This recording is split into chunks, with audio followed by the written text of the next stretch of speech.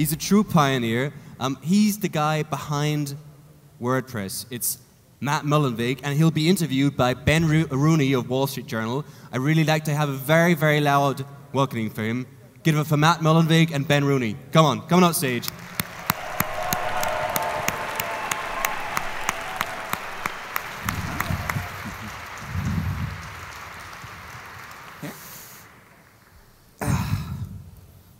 Something strange about packing cases in this sort of fantastic building. It's very... I know. I like the juxtaposition. Exactly. It's fantastic. Good morning. Right. Good morning, everyone. A very quick question, just to ask you, and a couple of things that just to let you know that I will be coming to you for questions. For you guys to ask questions, because the one thing I find in conferences that, without a doubt, the very best questions for guests come from the floor. So. Here is your opportunity to ask Matt some questions. Who here uses WordPress? Oh, nice. That's pretty good. Who here uses any other, not including Tumblr? What about something like Blogger or any of those others? Huh. That's pretty decent. Cool. So a lot of you have spent your life pouring your soul into that little 6-inch by 2-inch window. We've all been there. Matt, good morning. I think our global market share is 17%, but among the smart and handsome people in this room, must be like 95. That's pretty impressive. So I always think WordPress is one of these sort of slightly dark secrets of the internet. I mean, the sheer size of WordPress that we saw there, that you're 19% of the websites on the net. And yet, perhaps, not many people are aware of kind of, how you got there. So let's just talk through very briefly. Let's skim through. Let's do your entire life history in about 30 seconds. How did you get to this position? How did WordPress get to be in such a huge position? Well, first I was born. Yeah, at an early age. I think what happened, WordPress didn't start with any grand ambitions to be the web's operating system. It really started with just a blog. I was blogging. There was actually software developed by a European fellow in Corsica named Michel, and I was using the software, and I started hacking on it. And that was really how it all began. To the extent it's been successful, I think it's that because we're open source, we're really driven by our users. So the software has evolved very, very rapidly over the past 9.5 years now. That's incredible. So it's really been at the cusp of the major changes the web has gone through in that time period, from the beginning when it was web standards to becoming a CMS to now on the social and mobile side. So for you, you put down this phenomenal growth and this huge domination that you have was down to being as open as you possibly could. Yeah, sure. I think that it's not about openness per se, it's about responsiveness. Your users, your customers, and for us, our developers, they're all the same thing. Yeah. They tell you what they want. If you listen, because you get on stage in fancy rooms like this, you think you know something. But you don't really. So if you can sort of keep your ears open, your mouth shut, which we won't do on this stage. No, we will talk, don't worry. Yeah, it would just be embarrassing for all of us. You learn so much. Right. So let's talk a little bit about the company itself, because, here is this extraordinary thing about your company. How many employees do you have? We're now at 130 people. 130 employees. Of Automattic. Yeah, of Automattic, which is the parent company. You have 130 employees, and you don't have an office. Is that right? I think we have a mailing address somewhere. You have a mailing address somewhere. We need a place to get all those legal papers.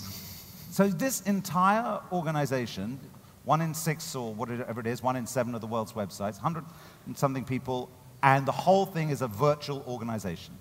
I don't like virtual because it sounds like we're not real. Distributed. Okay, distributed. In fact, one of my colleagues, Paolo, is here in the audience somewhere, right there. He actually lives here in Vienna, but he works for Automattic. And I think that's pretty cool because it's so silly. I mean, just like today, it seems silly to discriminate on the basis of racial or gender or anything like that, both from sort of a moral point of view, but also just numbers. Yeah. You're taking off half of your potential base. There's companies that are very smart otherwise that say, we're not going to hire any of the 99.999% of the world that doesn't live in San Francisco. And that just seems like the silliest thing in the world to me. It's geographic discrimination. And so we've always looked for the best and brightest wherever they might be in the world. And it served us very well. But part of what it is to work for a company, any organization, is about, there are social aspects of working for organizations. There are cultural aspects for working for organizations. So how do you engender in your employees? And I mean, do you directly employ these, or are they on freelance basis? I mean, are they actually, they get a monthly check from you? We paid them all. Yeah. It's complicated, though. It's complicated. All right, well, let's not worry too much about that. So how do you kind of build up a culture? When you go to some companies, there's either for better or for worse, there's a tremendously strong culture, and that's brought by bringing all these people together and instilling in them a common sense of purpose, common sense of identity. How do you begin to do that in an organization that's distributed, 120 people distributed literally across the world? It's a tough problem. Yeah. I think of it in two parts. There's before they join and after they join. Before someone becomes what we call an automatician. An automatician, right, very good.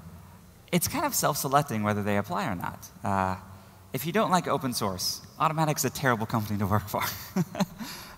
So we get people who are using WordPress. We get people who often have been developing for WordPress for years, some of them almost as long as I have. You get people who believe in the philosophies that we believe in. And that's a huge part of culture right there, having that shared set of beliefs. For us, it's around open source, around transparency, around the independent web, the need for you to have a web presence that isn't beholden to a third party. The idea that users, your product is your software, your users are not your product that you sell to someone else. I mean, a few of these things that are very fundamental to Automattic.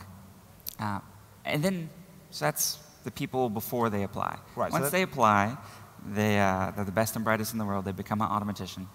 A lot of the communication actually happens on blogs. So you talk to each other via blogs? We use this WordPress theme called P2, P and then the number 2, for about 90% of the communication in the company. I would say the other 9% is on IRC and Skype, and Google Hangouts, actually. I think we're like 100 of the users of Google+, half the user base. Yeah, I think so. And the best description I heard of Google+, someone said it's like the gym. Everybody joins, but nobody goes. So, might be a little unkind. And then finally, that 1% is email. 1% is email. I mean, almost no email in the company. But wow.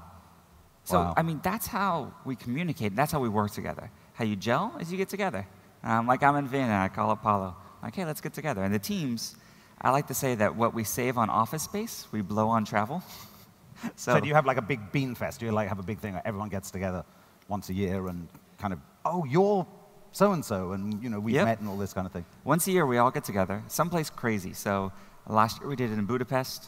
I guess that's not crazy to you guys. Yeah. This year we did it in San Diego. But then the individual teams, because teams in Automattic are always sort of, call it 5 to 8 people. Right, okay. And if it gets larger than that, we split them. So the teams 5 to 8, are they organized? I presume they're not even organized geographically. I mean, you could have 5 to 8 people, just all of it. Somebody could be in Brazil, somebody could be in New Zealand, somebody could be in Alaska, somebody could be in, wherever. They can. And they're cross-functional teams. So a team will have developers, a designer, a business person if they need it. They'll have everything they need to iterate and ship and launch things all on their own, which is very important. Okay.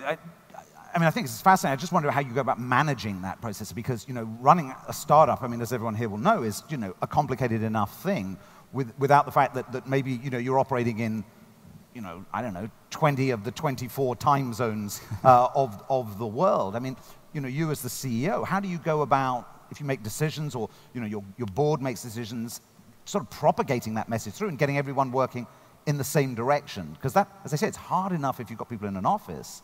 Yeah. But if you've got them all over the globe, how do you do that?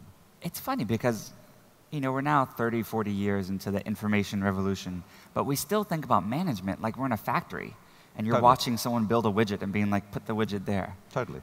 And that's not how anyone works anymore. No. no one works hard because their boss is in the office next door. Works really hard. They might show up to work, but they're not going to be really like putting their heart and soul into what they're doing. You do it because you care about it, because you believe in what you're doing, because it has a purpose beyond just getting money. And so if you have those preconditions, I think that management actually becomes really easy, right? Because the people go. And they do it. They do it. Really, at that point, management becomes more hiring. Yeah. Thinking about the culture stuff. I mean, it's really important to work on and keeping an eye on.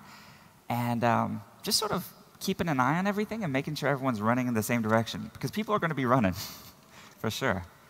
Do you have a problem with, I mean, this may sound a slightly odd question. Do you have a problem with stopping people from working? I mean, I know that's, one of the great things in startups is that people become incredibly passionate. They become, and it becomes their life. This is what they do. Yeah. And, they'll work on it, 20 hours or 18 hours a day, 7 days a week. Now, actually, as we all know, you can't sustain that kind of thing. Do you have ways of basically kind of saying like, oh, steady on, fellow? It's actually a very real problem. Yeah. We recently eliminated caps on vacation days, so people can take as much time off as they want.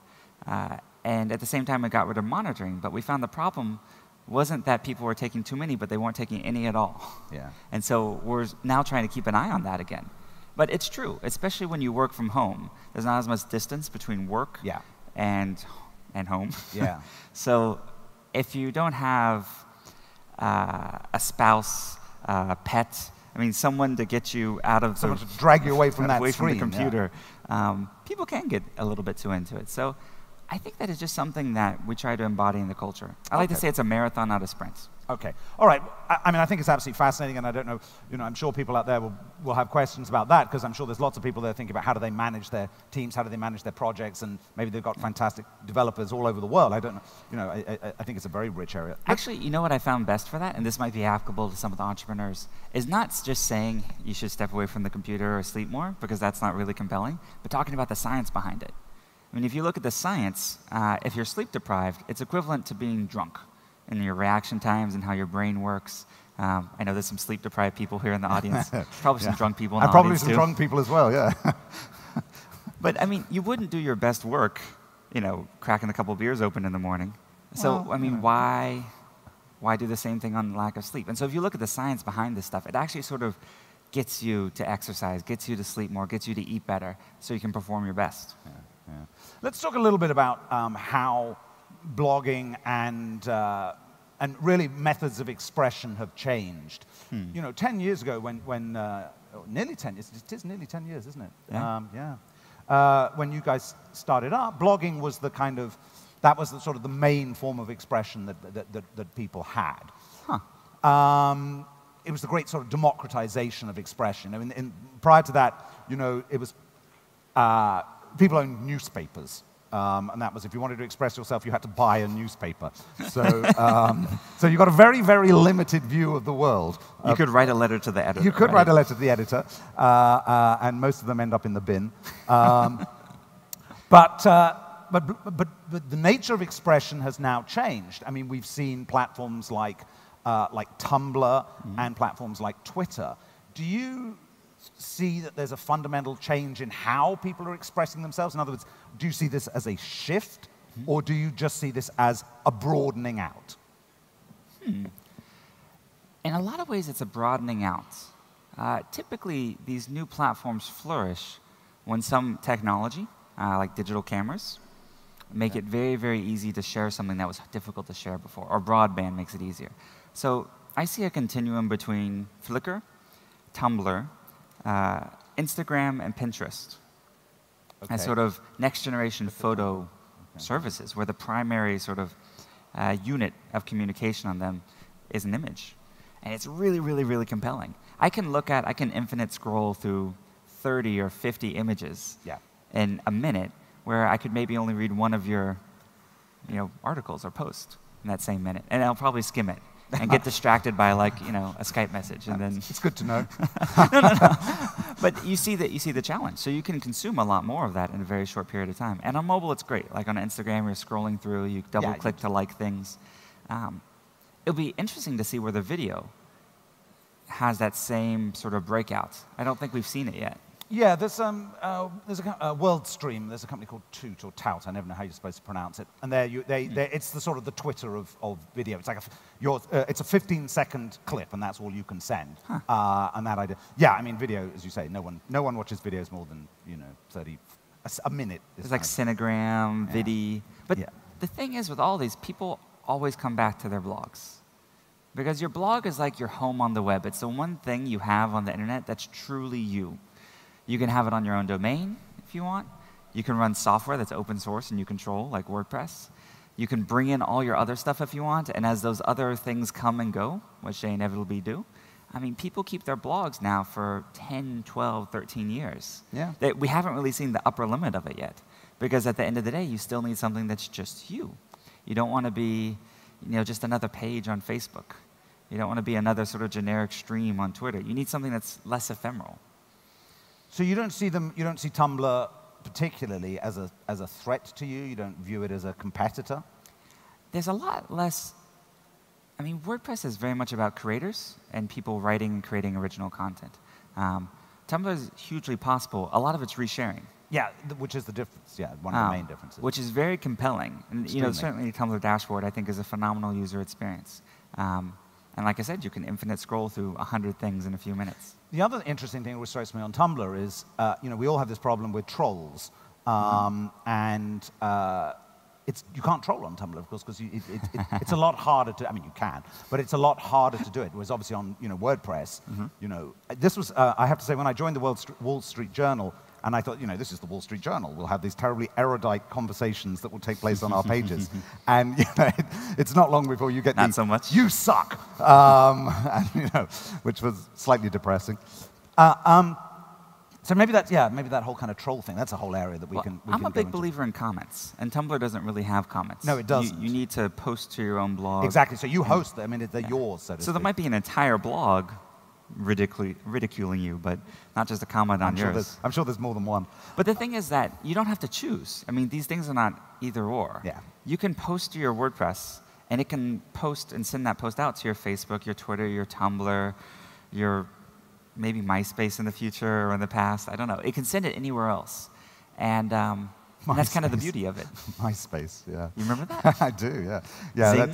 I work for news. I work for Rupert Murdoch, so we don't talk about MySpace. I was going to say something. What were we talking? Oh, yes. You're about to tell us about Rupert Murdoch. Yeah, I know what we were going to talk about. Blogging produces. And this is a very difficult question to ask because it makes it sound like I'm the old media guy and, we want to put the genie back in the bottle. You're wearing a tie. I am wearing a tie. I'm probably the only person in the room who's wearing a tie. Who's wearing a tie in the audience? Who is wearing... You get to ask a question well done. if you're wearing a tie. A properly dressed person. Good.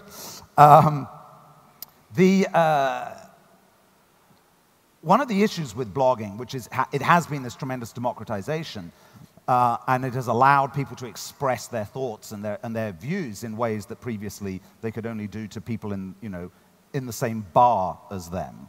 Mm-hmm. Do you feel any responsibility? How do you go about the moral issues that you have to deal with there? You're putting this thing into people's hands, and yet people can use it for good or for bad. And we've seen some horrific kind of abuses of freedom of speech and things like that. Mm-hmm. So, how do you go about squaring that? Or do you just feel you don't have the responsibility? Well, I've actually never seen an abuse of freedom of speech on a blog. I've seen people express things that I don't personally agree with. But I would define that as freedom of speech, and they're right to do that. To be racist and offensive and insightful and... I mean, for better or worse, it's almost like saying, now there's printers and people are printing bad things. Yeah, absolutely. Yeah, no, we've been here before. Yes.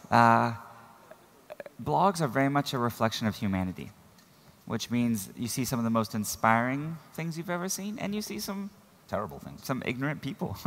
Yeah. I mean, of course, we have terms of service. We have certain content that we allow and don't allow on WordPress.com. But the software is open source. So you can run it yourself. You can print your own paper, run it on your own server, and do whatever you like. Who was the American, the fellow who said, I might not agree with what you say, but I'll fight to the death for your right to say it? Yeah. That's how I feel as a platform maker. We it's our job to democratize publishing. Absolutely. And that means it's going to be messy sometimes. But even when that happens, I think it's important that we go to our first principles of the more voices there are on the internet, and if you believe in humanity, which I fundamentally do, the good stuff drowns out the bad. And I think that's actually what the challenge has been for old media, media that wears ties. Media that wears ties. I mean, the disaster in New York, I think, is a good example of the crucial role that media plays, traditional media plays, because especially in emergency situation, verified information, all of that, the things they're doing to get people literally saved lives. And I think that's the times when you really appreciate it. But across the tens of millions of WordPress bloggers, there's a New York Times or a Wall Street Journal worth of good stuff being created every day. Sure, it's just way spread out across a lot of different blogs. Yeah, it's a discovery problem. It's just we don't have the tools to find these things and surface them rather than. No, okay. Well, look, I have one last question, and then I'm going to be coming to the audience. So please, I hope you have some questions. Otherwise, Matt and I are going to discuss West Ham's chances in the Premiership, and Matt probably doesn't even know who West Ham United are, so it'll be an awkward conversation, but it'll be very fulfilling for me. Is that a football thing? It is. Well done for saying football, not soccer. That was, yes, you are in Europe. I just have one last question, which is... I love Australia. That was a joke. Yeah, you were doing so well up to then. Are there any entrepreneurs, particularly in the US, that you know that ever actually finished their college? I mean, there you were, you didn't get to the end, Zuckerberg didn't get to the end, Bill Gates didn't get to the end.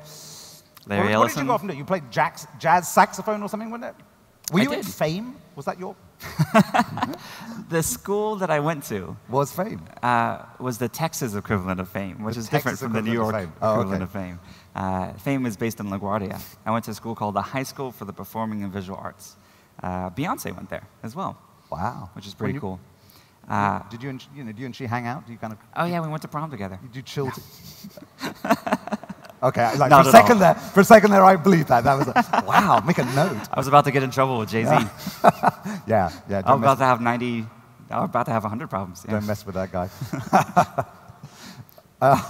So yeah, I went to. I studied jazz saxophone. I actually went to college. I studied mostly political science and philosophy of language. Okay. But it's just the opportunities were so huge. So that really helped you do your startup. To be honest, running an open source project is more poli-sci than computer sci. Probably is. It's very true. More philosophy than that. But people definitely finish, and I encourage lots of people to stay in school. The Google guys, famously. They dropped out, but out of a PhD program.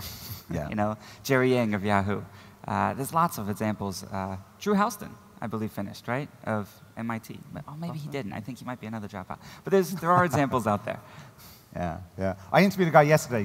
He's 16, and he's just landed some huge amount of venture funding, and I was delighted.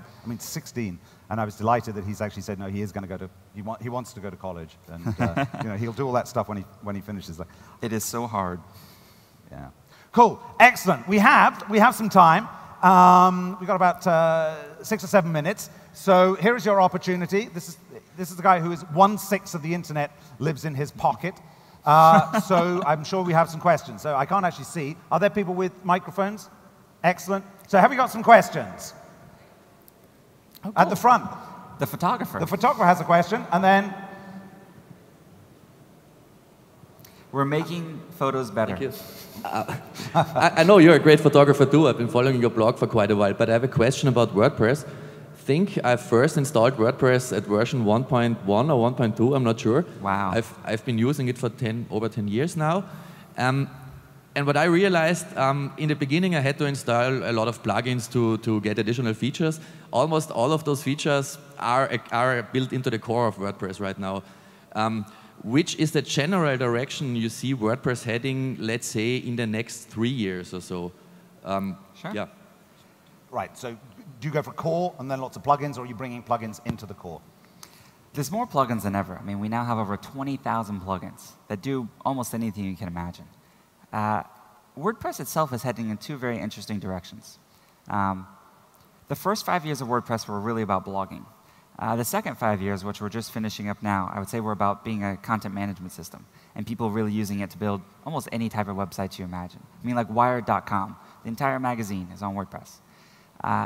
The trend that we saw start really this year and start to take off is WordPress as an application platform. So people are using WordPress to build things, as the backend to build things that might not even be websites. I've seen mobile apps. I've seen real estate management. I've seen like this incredible diversity of like things. I mean, startups, entire startups built with a WordPress backend, and you would never know there was WordPress behind the scenes. So that sort of application platform, I think, is a lot of where WordPress core is going. The other direction that's happened simultaneously, for lack of a better term, I'll call social blogging. And this is obvious in the Jetpack plugin for WordPress, but also WordPress.com, the entire thing. That's about people, it's still the personal publishing side of things. It's people who just want to write, want to have something to say, want to have they're the independent web. They want to have their home on the internet. But they don't want to give up their friends. And they don't need to. Like I said, you can post to WordPress.com, and it will go to your Facebook, your Twitter, your everything else, and they'll come to you. So it's a very nice balance there. But a lot of features we've added there. So there's now a reader on the homepage. Extremely streamlined posting. We've been focusing on the mobile apps a lot. I mean, these are all things to lower the barrier, to basically make it as close to one-click easy to publish a WordPress blog as anything else. And the initial numbers we've seen there have been very, very compelling. In fact, just a few weeks ago, we actually doubled the number of people who signed up for WordPress who started posting, just with a few tweaks. And so I think there's actually a lot of room for growth left there still. Fantastic. Thanks very much. There was a question over here on the right. Yep. Hello. So, how do you make money in Automattic while dealing with open source? And would you, as a founder, recommend the open source philosophy to other startups? Great question. That's my question. How do you make money, and would you recommend being open source? What was the thing in the middle? There was a 2. Can you repeat the questions? How do you make money, and would you recommend being open source? Yep. The questions. How do you make money in Automattic while dealing with open source?